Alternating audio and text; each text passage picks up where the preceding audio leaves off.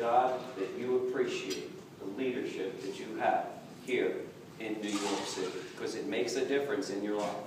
And so I want to first recognize, in my opinion, one of the great state general agents in this company, your SGA, Theo Pappas.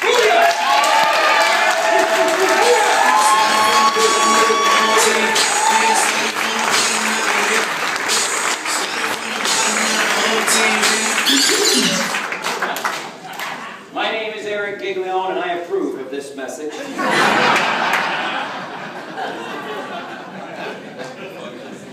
Let me start by saying to all of you, with deep gratitude and humility, that I am living your dream. Let me explain. On November 30th, 1980, that's 33 years ago for some of you who struggled with math.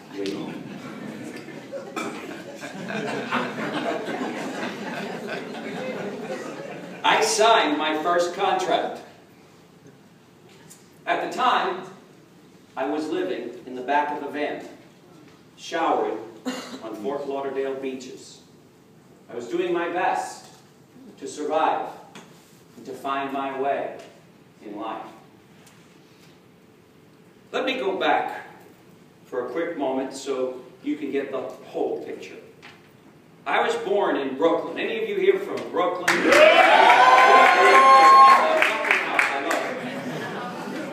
I was born in Brooklyn. And then we left Brooklyn and we went to Long Island, and I was raised in Comac. I used to sneak into the Long Island Duck games when you could sneak in. I come from a middle-class Italian-American upbringing. I am one of 3 boys. My father was a barber, and my mother was a seamstress. At 43 years of age, my father would suffer a massive stroke and become permanently paralyzed for the rest of his life. We lost our home, and so I saw firsthand what being poor was all about, and there is no dignity in being broke. On top of which, I was in trouble because I had no supervision. But the one thing that I did have was an entrepreneurial mindset.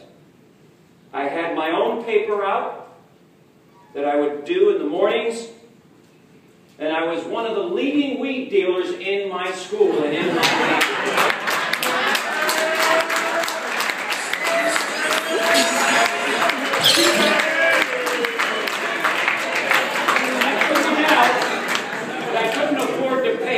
So I might as well just move along.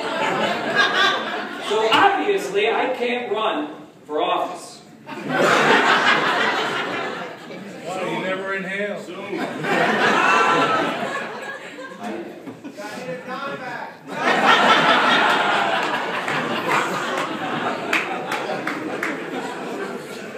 I had no education, no good role models. And after graduating high school, I had no real direction, nor clue as to what I was going to do with my life. So I headed to Florida, and after 1 year of being there, I was introduced to American income life.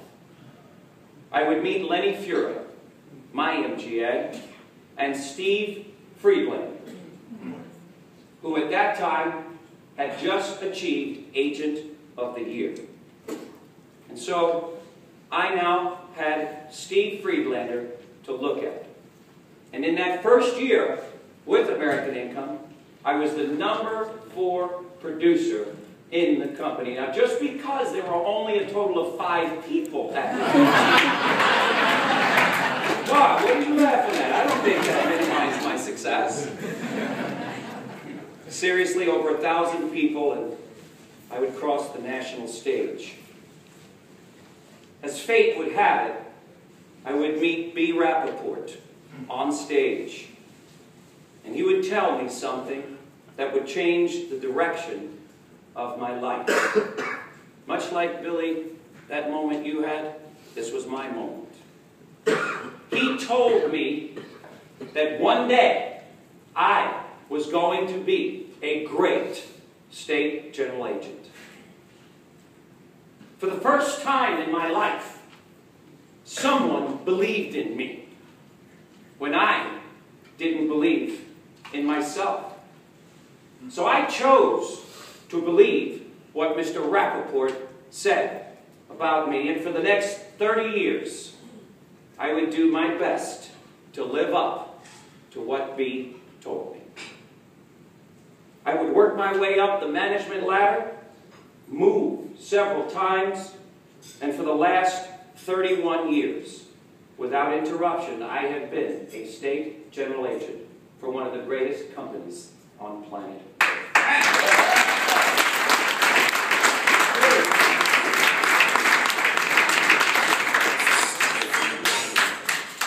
My man.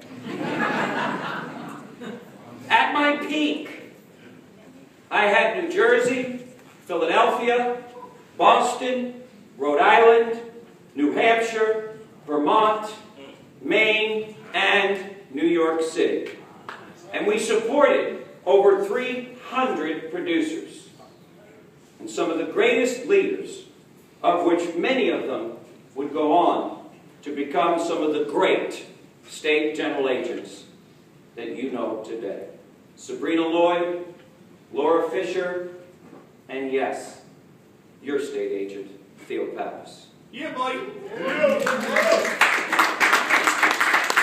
During this period of time, I had a head-on collision on my motorcycle at 60 miles an hour. I would be thrown 51 feet in the air, I would land on my back, and my pelvic bone would split wide open. After multiple surgeries, they would install more hardware in me than is in this building. I don't set off detectors at the airport, I set them off going to the airport. That's how much metal and hardware I have. I would be out of work for over a year, not in touch with anyone as I fought for my life. I was not supposed to walk again. How's my walking doing?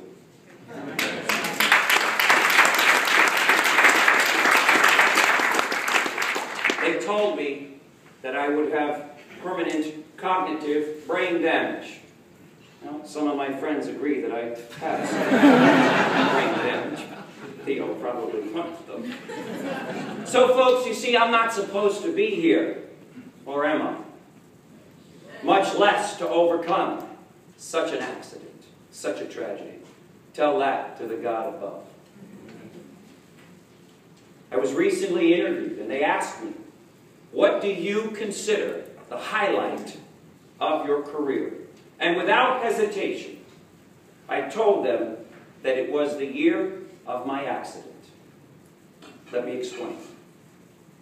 During that time period, I was out of touch with everyone in my agencies. And yet, when the year finished out, we had the biggest growth that we'd ever had in the agencies. It meant that I surrounded myself with some amazing people. Because Jason, as you said, that award is not about you.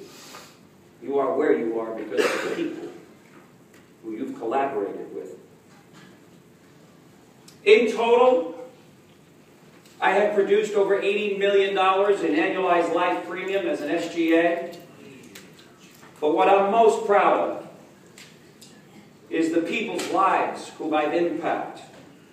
And today, many of them are top leaders in this company and elsewhere.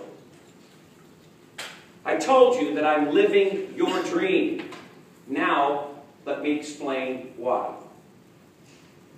All of my career, I would be told, and I would see people get these checks called renewals.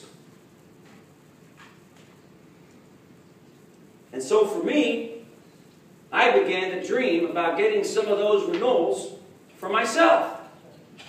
I thought, wow, if I could just get $20,000 a month, I'll retire for the rest of my life. Well, let me fast forward this past month, my American Express bill was ridiculous. It was $36,000. I don't know where the money went, Jason.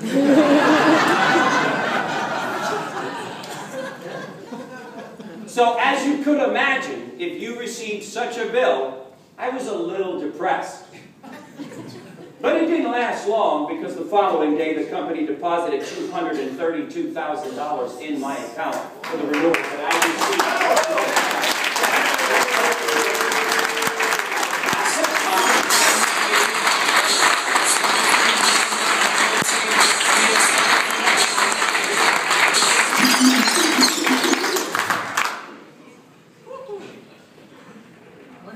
Let me go back a little. When I was 12 years old, I'm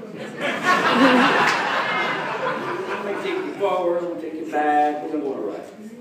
When I was 12 years old, I was in the barber chair, because my father was a barber, and he was cutting my hair. At the time, my father was in a very bad place. And he said something to me that would affect me many, many years of my life. He would tell me that I was just like my older brother, and that I probably would not amount to much.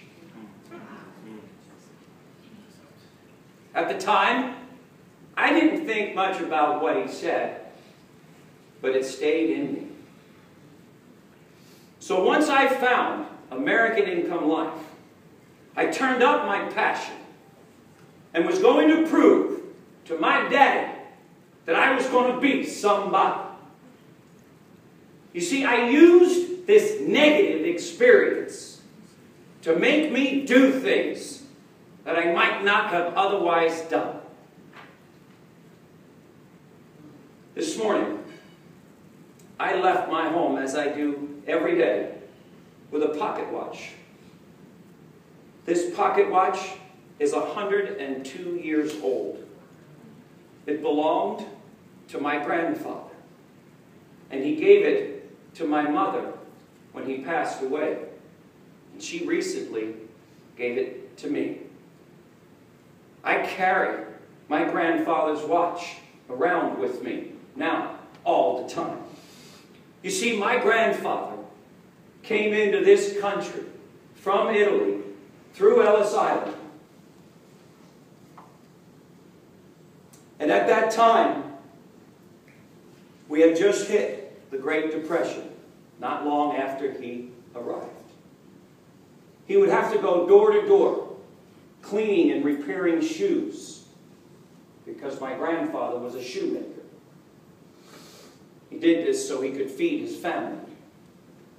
While he was struggling to do this, he would set aside a nickel a week. 15 years later, he would purchase the only piece of jewelry he ever had, this watch. Over the years, my grandfather would save what little bit he could, and then he gave it all to my mother so we could buy our first home in Long Island. And we left Brooklyn. My grandfather made sacrifices, and so I owe him so much. I'm going to take care of his daughter, my mother, the way he would want me to. And this year, when we win the category, I will dedicate that award to my grandfather.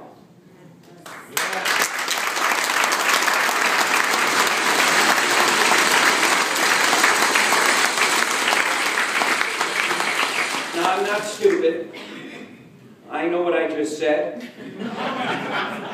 And I know that I have competition here in New York.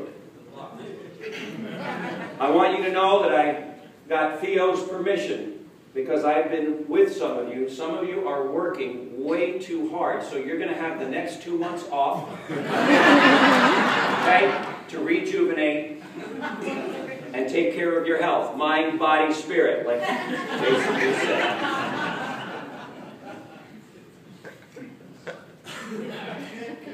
encourage all of you to find someone or something in your life that will give you the passion, the drive, the determination to win.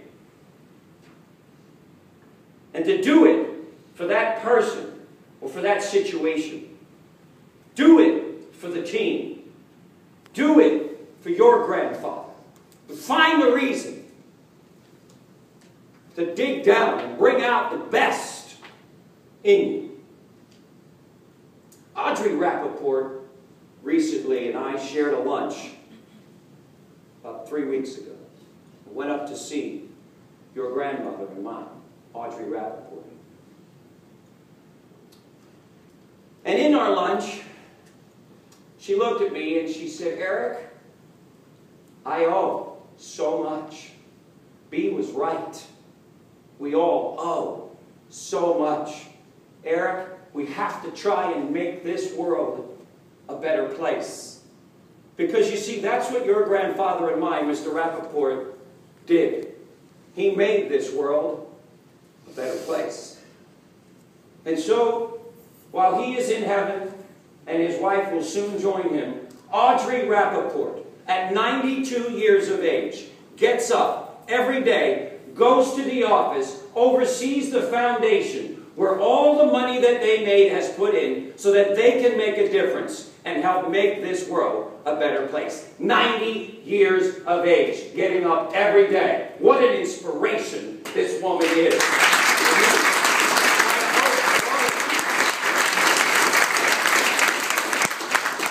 passion of a young woman when you listen to her. I wish all of you could have been there with me.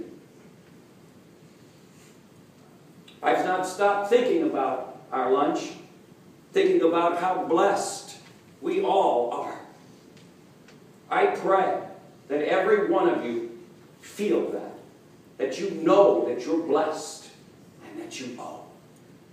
That you wake up every day saying, "I owe." You owe. We all owe. It all started with one man's vision. Bernard Rappaport. He had a vision. And as my Bible teaches me, without a vision, people perish. Bea borrowed $25,000 to finance his dream of this company. And his dream was to have, in his words, the world's greatest sales force. He would open up each Monday morning meeting on a tape, cassette tape, Billy, that will still work. I have them all. I know you do, so do I. I just don't have the machine. Well, you know, I got one for $230-something thousand. Hustler, I love him. You got that $5, you know? He would open up each meeting on this tape, and the first words out of his mouth was, "Good morning, world's greatest sales force." What was he doing? He was giving us something to live up to. And no one did it better than Bea. Bea was like a father to me and to several of us. When he passed, thank God I was away. It took me a while to come to grips that I would no longer be able to touch him and see him. But he lives inside of me. And I pray a little bit of him will live inside of all of you. You know, the other day, we celebrated the 50th anniversary of the most famous and compelling speech in history, the "I Have a Dream" speech. Dr. King had a dream that would change the world as we know it today. While we certainly do not have a colorblind society, we've come a long way since Dr. King spoke those words into existence. Folks, we cannot be just motivated by money and recognition. We need to dig deep and find things that will stir us up emotionally and cause the greatness that is within each and every one of you to come out. The daily locker room is my way of giving back and inspiring others to reach higher and to dream bigger dreams. And yes, to help change the world. The other day is when I knew that I was on track. When an 8-year-old little girl wrote me a handwritten letter that said, "Thank you, Coach Giggs, for teaching me and my mom to replace bad thinking with good thinking. Every morning my mom and I listen to you in the locker room, and it helps me and my mom a lot." An 8-year-old little girl. This was a single mother doing her best to raise her daughter and to be the best mom that she could be. And so, I'd like to now share with all of you what I'm calling the 7 rules for living a dream life. And so, as I give these to you, I want you all to know I must make a confession. I have not had an original thought since the day I was born. Okay? Everything that I know and everything that I will share with you today has been given to me or I have acquired from other people. And so let me share with you these 7 rules for living your dream life. Number 1, decide exactly what you want. Be specific and write it down. Have daily, weekly, monthly, quarterly, yearly, 5-year, 10-year, and lifetime goals. God bless you. Have a plan for those goals. Specific steps that require action. Put a deadline on them. Rappaport taught us that goals with deadlines equals opportunities realized. You got to have a deadline. You got to decide that you're going to have this by this date. Create that sense of urgency around these goals. You want a car? What kind of car? Be specific. What color? What do you want on the inside? You want a Ferrari? Go sit in one and take a picture of yourself in it and look at it every day. You want a new home? Go and look at beautiful homes that you want to have for you and your family. And take a picture of you in front of that house. You want specific income? $1 million a year? Take a picture of what it is to have $1 million a year. Write out a check for $1 million and look at it every day. Will Smith did that. As did Jim Carrey. How many of you want to have renewal income like I have coming in for the rest of your life so you don't have to worry about money forever and ever more? Oh, that includes all you raise your hands. I hope so. Whoever didn't, one dumb person. How much renewals would you like to have? I want you to have more than mine. You know, I was outside with somebody talking, and guys were asking me about those renewals and how much. And I realized that it's a few dollars, and I realized that for a bunch of you it's like crazy money, but it's not enough. It's not. There's so many more things that I want to accomplish, so many more things that I want to do. And so remember this, you must wake up every day with a dream and a goal in your heart. Otherwise, you will not have the motivation that you need to grow, to learn, to stretch, to break through, to overcome those adversities that we all have. Small goals, small devils. Big goals, big devils. I wake up every day and I got a bunch of these suckers camped out at my bedside. He woke up. And they start to attack me.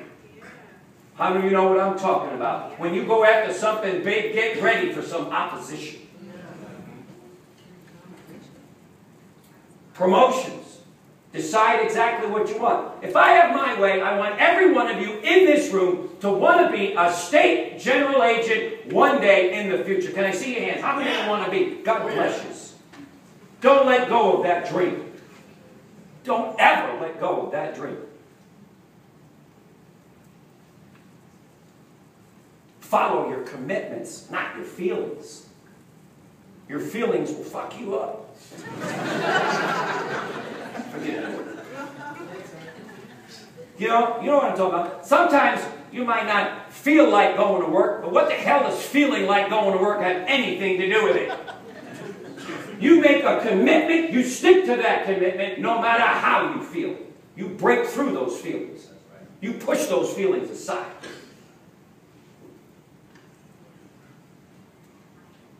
Number 2, make sacrifices. Number 1, decide what you want. Number 2, count the cost. My Bible tells me again, I got to count the cost. So you got to make some sacrifices. You got to pay in advance. Full price. There are no discounts. There are no shortcuts. This is the interactive part. How many years does it take to become a doctor? Somebody tell me how many years? 10 years. What's the cost? 600,000. 600. I thought it was $500,000. He's up to 6. Yeah, it's pretty expensive, right? So you got 10 years. You got 600 grand. You got time away from family. You got work that you have to do while you're going to school because you ain't making no money. And yet, people are willing to do this so that they can have the initials DR in front of their names. Yeah. I was in the field recently with someone, and they were here for 3 weeks, and then they quit. They said, I really gave it my best shot.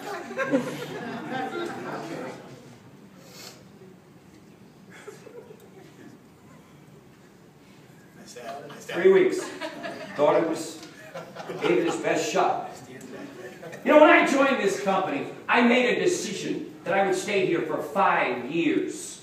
And at the end of those 5 years, I would lift my head up and see if this company delivered and if I was happy. But maybe it's because back in the day, that's what we did. We made those commitments through thick and thin.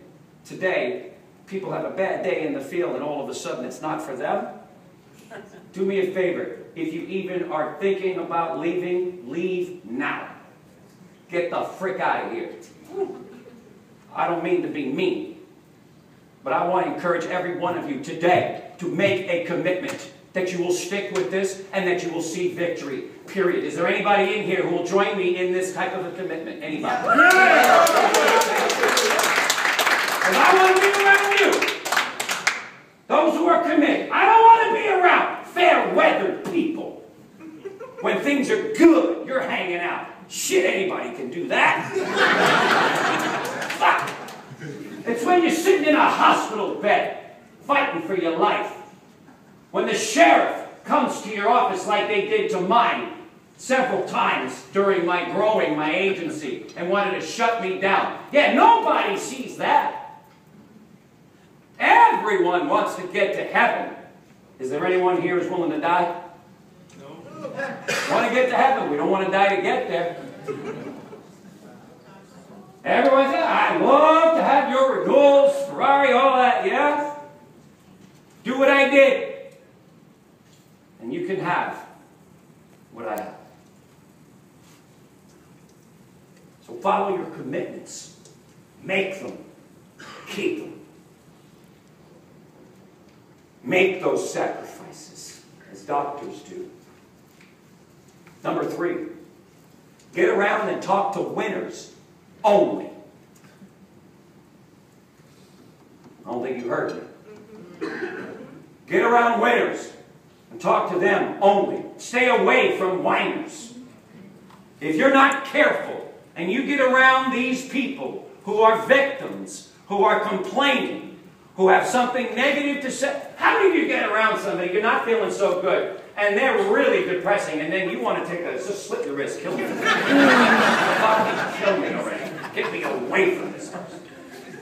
Right? Have you felt that? Yeah. But how many of you, when you're not feeling so good, you get around someone who's inspired? Somebody who gives you a reason to have hope, and now all of a sudden, you got hope. How many of you have that experience? Good. I want you to be that person. That everyone you touch, you lift them up. It's about doing little things in a great way. When you get your coffee in the morning and they serve you with a smile, say, you have an amazing smile. So nice to meet you. Thank you. The guy behind you, pay his toll. Blow his mind. Who's that? Pay his toll.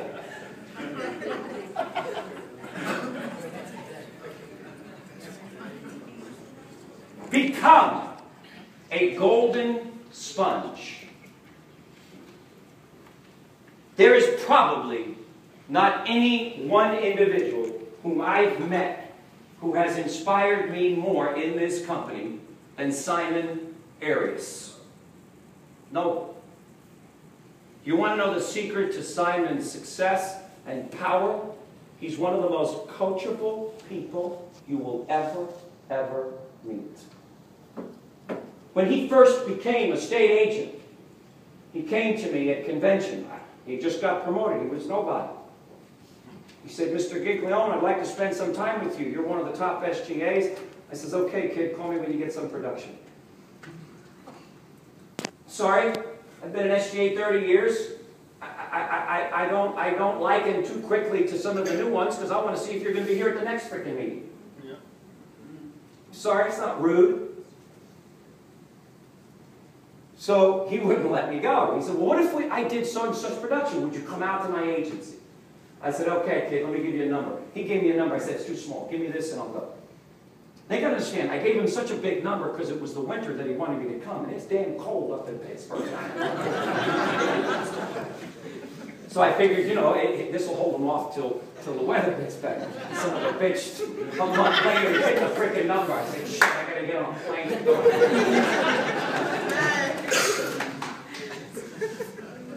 Get ready, because on Saturday mornings, you're all going to wake up now in the locker room, and guess who's hosting it? Simon Arias. I'm excited. I'm excited to pour him out. As many people as will listen to the millions of locker room members. So get around winners. Talk to winners. Associate with winners. Sleep with dogs. Wake up with fleas. You got it? I say this to a lot of my wealthy friends. I say, listen, if you're a millionaire and you want to be a billionaire, stop hanging around millionaires and go find a billionaire to hang around. I now have 2 billionaire friends. They're nuts.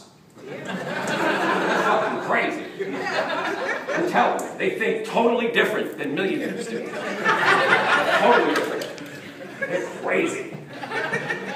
They really believe that they're changing the world. And guess what? They are. Do what successful people do. It's that simple.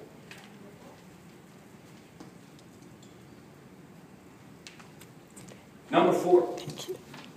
Refuse to give up no matter what.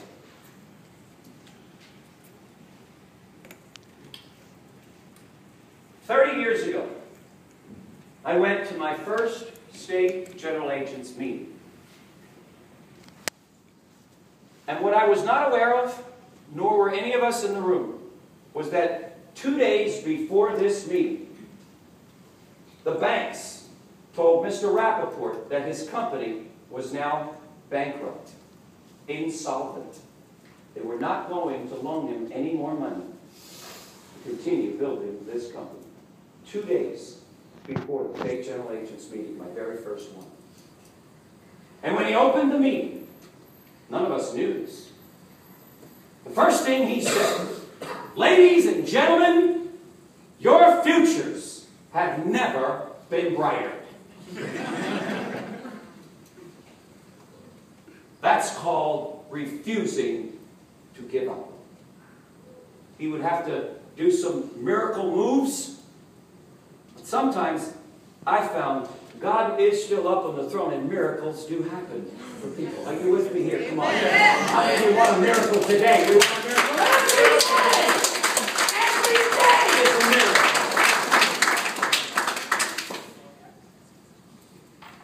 If Bernard gave up, Jason Bratton, you wouldn't be. Nor would I. Theo, nor would you. Billy, Lord, none of us will be here. Steve Jobs, we all know his story. He refused to give up, though they took his own company away from him. Life is filled with people who have overcome insurmountable odds. And when you study these individuals, they're all unique and different. And so no one has the market cornered on this one. It's simply a choice that you make. You decide. I refuse to give up. Here's what I know. Some of the greatest battles that you are experiencing right now, they're happening because there's something amazingly great on the other side if you'll just stay with it and don't faint.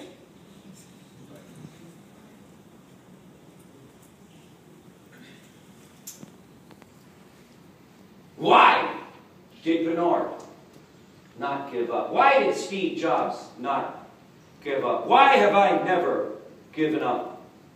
Because their dreams and their goals are far too important to give up on. Number 5, look for opportunities to help and serve other people. That is exactly what I am doing here today. I am here to serve you. Now, I lived half my life in Miami Beach and New York, Jersey area. And so I could be on the beach right now. In fact, several of my friends said, "Where are you?" You know, and have the very difficult decision. Do I really, it's really rough. Which car do I get in the Ferrari? Maserati, I'm not sure. Let's see, which restaurant do I want to go to? These are hard decisions.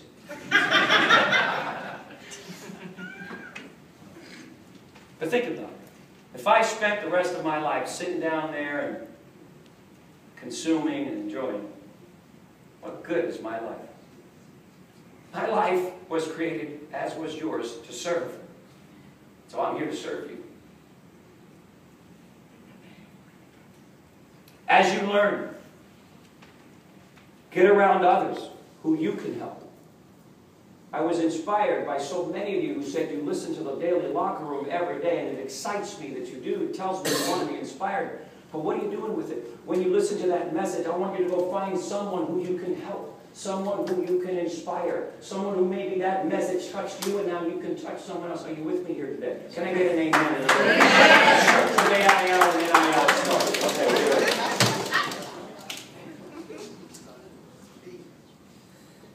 find ways to help others along this journey.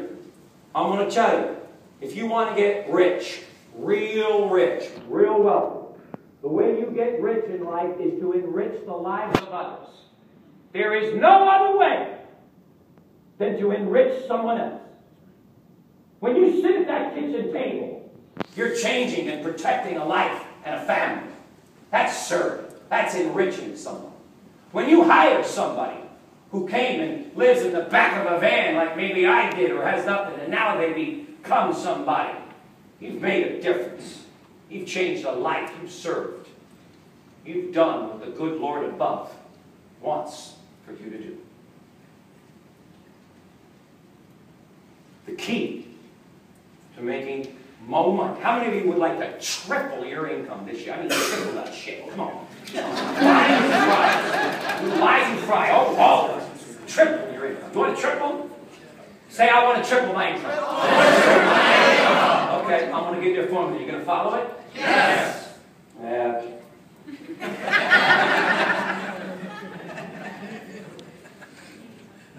Simple.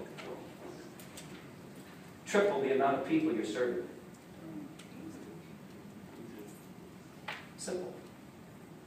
Why is Mark Zuckerberg, is that how you say his name, that Jewish kid? What? We should all have a few Jews around us, I'm telling you. My best friends are Jewish, okay? So I got all kinds, United Nations, I got them all. I got my brothers, I got my Irish, I got them all. Why is Mark one of the wealthiest guys in the world? Because he serves more people through Facebook.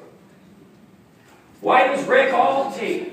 I mean, I'm excited about my renewal, but then when I'm hanging out with Rick, my very close friend, they're depositing about $800 grand a month into his account. I don't think you heard that shit. Did you hear that? That's crazy. I thought it was a mistake. That's just crazy. I mean, sometimes me and Rick say it. Sometimes I feel like it should be arrested. It should be illegal. 800 G's a month. Why is Rick Alty earning that much money? I gave you the formula why. You're serving more people. It's pretty simple.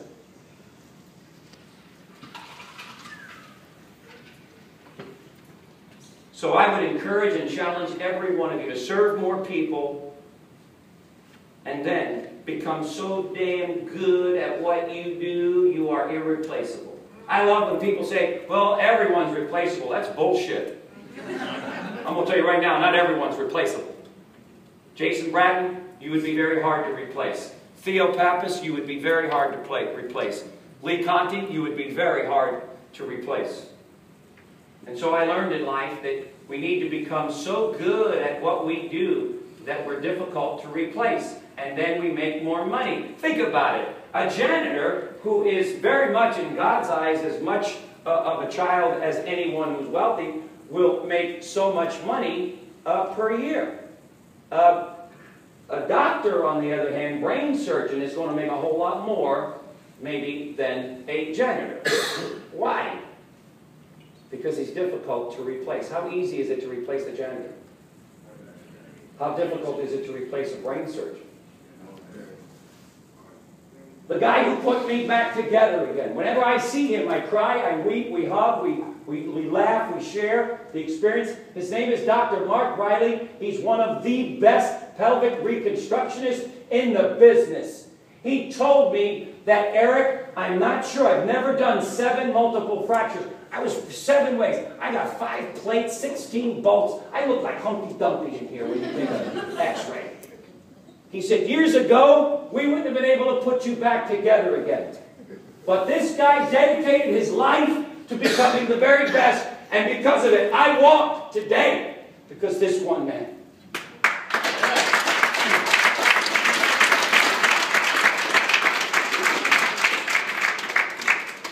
And so become irreplaceable. Become the greatest leader, Jason, that you could ever become. Every day. Make small improvements. Life is about making small improvements every day. And I know that all of you know exactly how to eat an elephant, don't you? One bite at a time. Number 6, improve the quality of your thinking. Some people have stinking thinking. No wonder why they have stinking results. Most of us, if not all of us, have not been taught how to think. I have this simple question. Are you thinking about what you're thinking about? We need to think about what we're thinking about.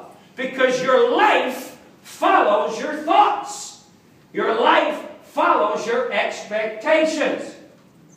It has nothing to do with how you were raised, where you were raised, The color of your skin, whether you're tall, short, fat, skinny. By the way, I love all these pictures because everyone's shorter than me. That's rare.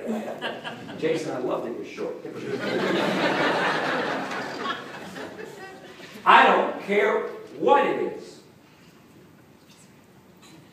It's your thinking that will separate you from the masses. Once again, this is what the daily locker room is all about. It's about helping those who have dreams, helping those who wake up every day with hope that today is going to be a masterpiece. And by the way, success can be found in a single day. Stop worrying about tomorrow. Ain't here yet. Stop dragging up the past. Can't do shit with it other than learn from it. Every time we engage in thinking that is involving future or past, we rob ourselves of this present moment to be as powerful as we can be. Are you with me here, Jeff? Yes. Can you imagine a pro ball player about to get on the playing field and he's in the huddle and he starts talking about his problems? What would the coach do? Kick him out of the game and fire him if he's smart. And yet, I see people who should be focused on what they're doing, but they're wandering around in the future and the past.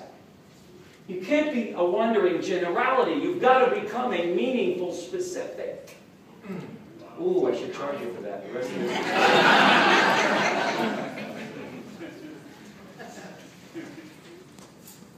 Say that one more time. Don't be a wandering generality. Be a meaningful specific. Is that an original thought? No. Remember, I told you up front, I haven't had one. I'm the best thief you've ever met. I have stolen every great idea. And sometimes I'll give credit, other times I'm going to take it. And so, the locker room is just one tiny, tiny little resource that every day people can listen to and pull something from it to inspire them. I read a day-by-day book by James Allen called Day by Day. Every day I have my routines. I read Proverbs for that day. I read Psalms. I have certain sections that I get in touch with. I have books that I read to inspire me and lift me up. I have 7 books going right now. I'm creating a lesson planner around Relentless, that book, Relentless, which is one of the most fantastic books currently of its time. And so I'm constantly learning. I'm constantly growing. I'm always looking for answers because the more I know, the more I realize how little I know. Ooh, I should charge you for that one too. Don't I charge you for that last one. Don't be so smart. Don't be so smart. Dummy down. Be coachable. Improve the quality of your thinking. And when you improve on the quality of your thinking, watch your life start to take off in ways that you could never dream. All because you shifted your thinking. Remember this. You are where you are today, right now, because of 2 things. The people you've met and that you associate with, and the books you read. That's it. Your life is the result of only those 2 things. So I understand when people who know who I am and what I am, when people want to like hang out with me and they just want to spend time, I understand. Because they see me as this inspired person, they want to be inspired, so they want to hang with me. I understand. I want to be around Rappaport. Simon Arias and I, we talk 5 times a day. I travel all over this country. I have visited the top agencies all over the place. I just came back from upstate New York with Durand. He's got an amazing agency over there. We brought back some of the ideas over there. All my life. I've been in David Cohen's agency. I've been in Rick Alteig's agency multiple times. Your life is the people you associate with. Marcus Smith. I'm sure some of you saw our Click video. Stay tuned, because we have another video coming out called Started from the Bottom. Now we're here. Marcus Smith is building a compound in Ohio. I mean, I think it takes up half the state of frickin' Ohio. This thing is so frickin' big. Basketball courts, swimming pools. Don't let the materials things fool you, though. He's one of the most dedicated fathers I know. He's an amazing young man. And so I associate with him. Why? He's a winner. Simon, winner. All these young people that I'm falling in love with, who are falling in love with me, because I have a little bit of an experience, so I share it with them. And they give to me their youth, their energy, their passion. Together, folks, there's nothing we can't do together. Are you with me? Together, there's nothing that we can't do together.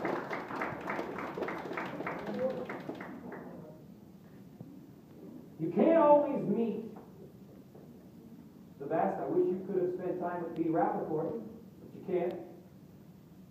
But you can read their books. And so I don't know who it was who was recommending some books up here, but I love that. That's the stuff that fires me up. Now, first you got to have How to Win Friends and Influence People. I think a lot of people have read How to Alienate Everyone You Know. How many of you know? There must be a book out there floating around like that. Get around them. Oh, get away from me. How to Win Friends. The Power of Positive Thinking. Think and Grow Rich. The Magic of Thinking Big. The 21 Laws of Leadership. Developing the leaders around you. Relentless. The 7 Habits of Highly Effective People. These are just some of the books that I not only read, but I go back to, and I reread different sections so that I can keep myself inspired, relevant. And last, number 7, grow an attitude of gratitude. Let's become more grateful.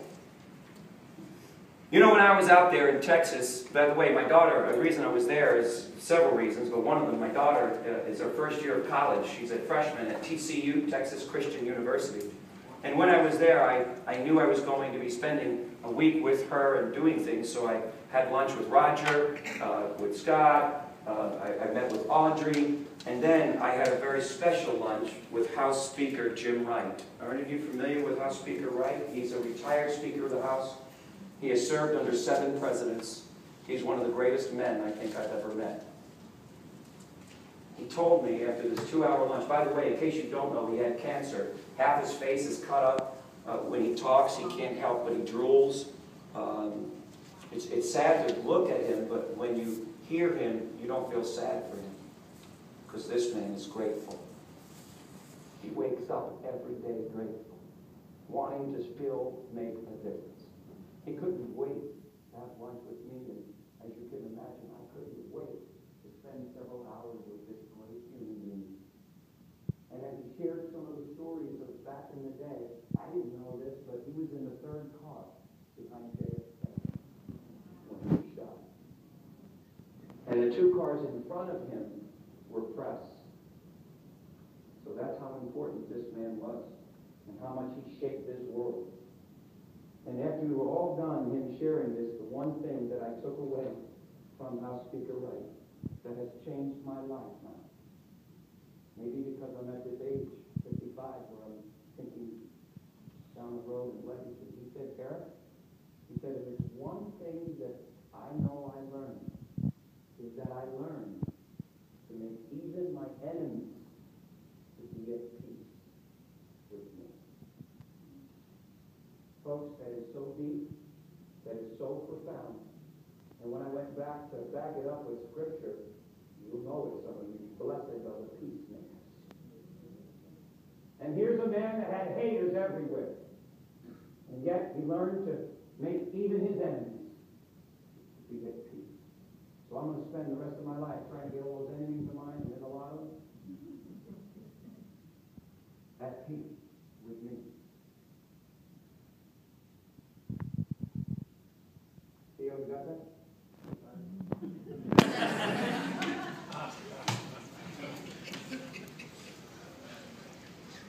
And so, in closing, with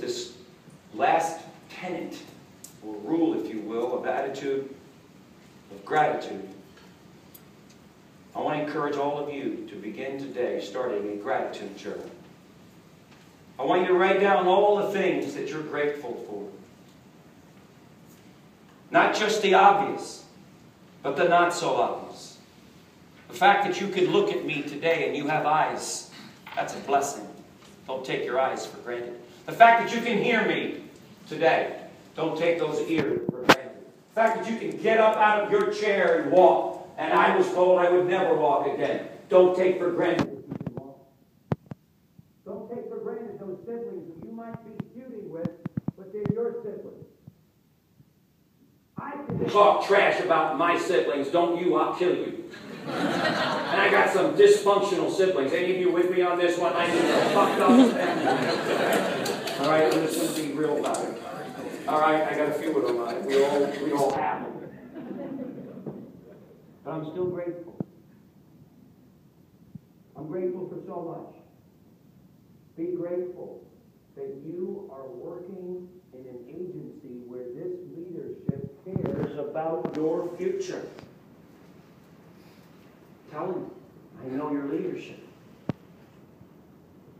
Be grateful that B. Rappaport didn't quit and didn't let the banks take over his company. Because of it, we all are blessed. Be grateful that you live in the United States of America and you are free to say and do and become anything you want to say and do. You can't do that in different parts of this world. That's why in our meetings, every meeting, we start out saluting the flag. And I ask everyone to keep those in the military and their families in your prayers, because these individuals make the ultimate sacrifice so that you and me can live in these great United States. I hope you appreciate that. I hope you appreciate that.